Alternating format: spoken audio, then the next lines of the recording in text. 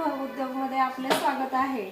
ही आहे खारीक खोबरं आणि हळद बारीक करायची मशीन। हळकुंड यामध्ये बारीक होतात। तर आज आमच्याकडे 2 किलो खारीक आणि खोबरं बारीक करण्यासाठी आलेलं आहे। तर मी आता तुम्हाला हे खारीक खोबरं बारीक करून दाखवते।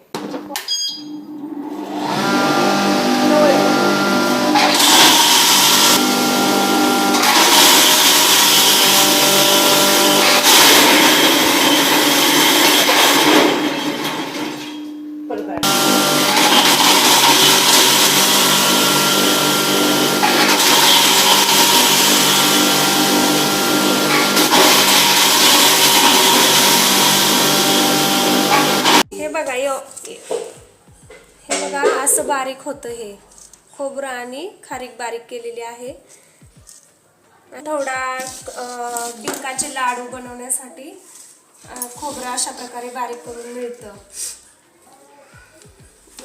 लवकरच हळदीचा व्हिडिओ पण तुम्हाला शेअर करू। लाईक, सबस्क्राईब आणि शेअर करा।